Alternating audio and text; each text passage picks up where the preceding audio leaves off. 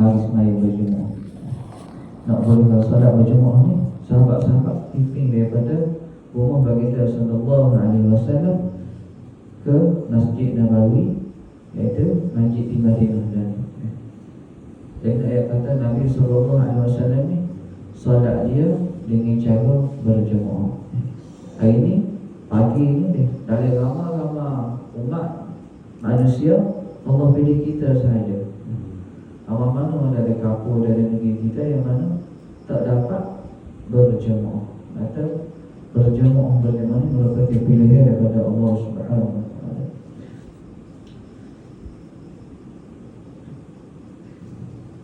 Jadi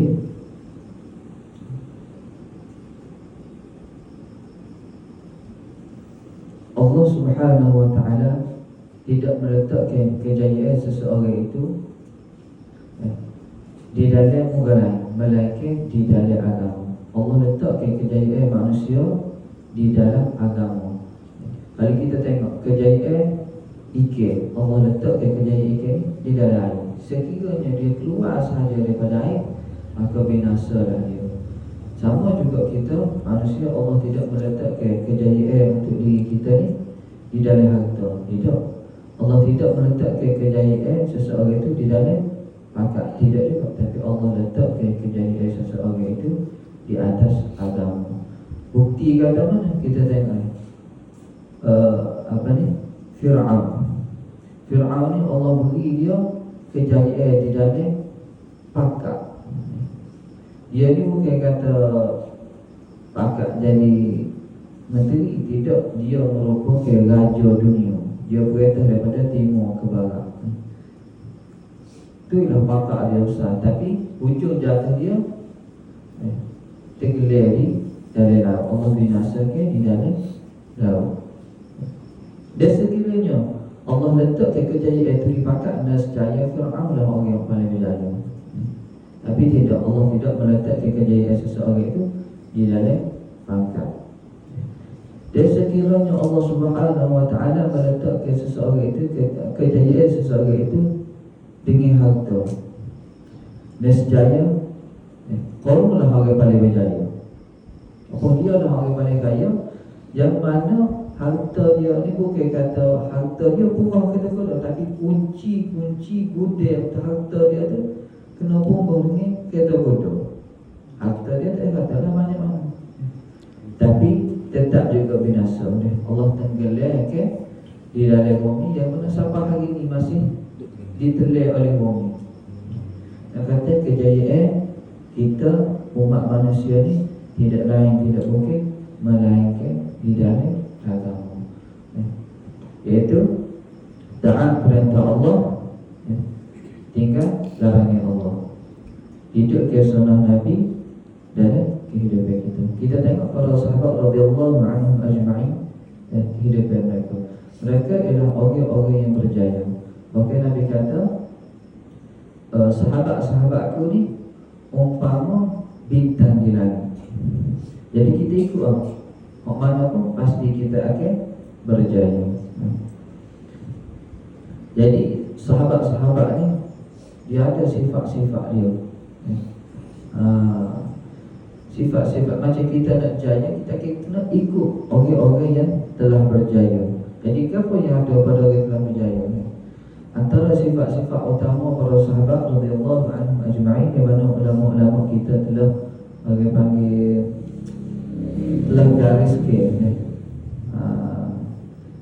panggil telah buat bagi panggil hiburkan sifat-sifat utama, iaitu ni. Pertama iaitu sahabat radhiyallahu anhum ajma'in, ia yakin dengan kalimah thayyibah. Ia yakin dengan kalimah la ilaha illallah Muhammadur Rasulullah.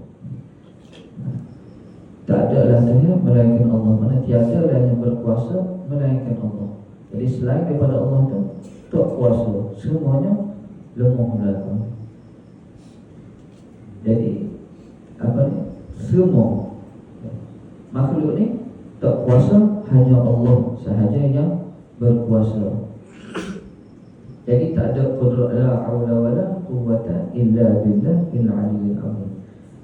Jadi yakin di situ makna kata kita ni lemah, hanya Allah Subhanahu wa taala sahaja yang berkuasa. Musuh-musuh semua lemah. Gapo? Harta semua lemah. Pakak semua lemah, mereka Allah Subhanahu wa taala. Dan sahabat juga yakin dengan kalimah Muhammadur Rasulullah, iaitu Nabi Muhammad sallallahu alaihi wasallam merupakan utusan Allah Subhanahu wa taala. Sahabat ni yakin tak ada cara hidup yang paling selamat, yang paling sempurna melainkan cara hidup Nabi sallallahu alaihi wasallam. Bahkan para sahabat ni, kita tengok antaranya Sayyidina Abu Bakar. Setelah kewafatan Nabi sallallahu alaihi wasallam, dia jumpa dengan Siti Aisyah. Dia tanya, "Ya Aisyah, gapo sunnah yang Nabi buat aku tak buat lagi?" Gapo dia tanya. Jadi Sayyidina Aisyah kata, semua buat berlaku dah Nabi suruh, melainkan so, iaitu Nabi SAW ni dia pergi ke pasar, ada seorang orang buta tu, Nabi ni selalu pergi suap maki orang buta. Jadi Sayyidina Abu Bakar pun buatlah benda tu lah. Bila Siti Aisyah lihat kita, dia pun pergi carilah, pergi ke pasar untuk mencari seorang Yahudi buta. Di mana ketika hidup Nabi SAW, Nabi pergi hari-hari pergi suap makan Yahudi buta. Jadi bila wafat Nabi SAW wafat, maka Sayyidina Abu Bakar pun pergilah meneruskan sunnah Nabi. Mak benda mak Nabi buat, dia tak pernah buat. Suap hari tu okey tak apa, pergilah cari. Apabila pergi cari juga, sabarlah dan jumpalah seorang Yahudi buta di pasar tu. Jadi seperti mana Siti Aisyah kata, Nabi ni suap makan. Jadi dia kita sabar saja. Yahudi tu pun dengan orang jalan dan sabar. Kalau kita sabar, orang jual aku sabar tu, sabar juga duduk juga. Tanyalah mula-mula, gimana lama tak mari? Aku tunggu, aku lapar tu. Kadang mau bagi semua, gimana banyak hari tak mari? Dan awak kata senyap. Jadi ambil roti, suap. Apabila suap dia rasa lain. Sekadar mak suap lain, mau siapa? Bukit orang sekadar ni kan? Bukit orang sekadar.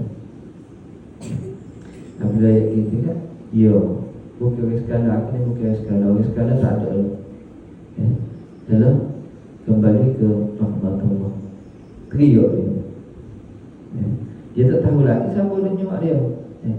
Jadi ketika mana Nabi dia nyuak dia ni, dia dalam masa Nabi dia nyuak dia tu, dia duduk caci Nabi. Tapi Nabi tetap menyuapkan dia. Suak juga. Walaupun dalam masa yang sama dia duduk caci. Tak kata Muhammad ni penipu, pendusta, gini. Jadi kembali pada tadi, bila sebut meninggal juga, saya nak apa tanya dia, mungkin ada siapa yang nyuap kamu sekali tu. Kadang tak tahu, tapi dia tu baik kan. Suap aku, suap molek.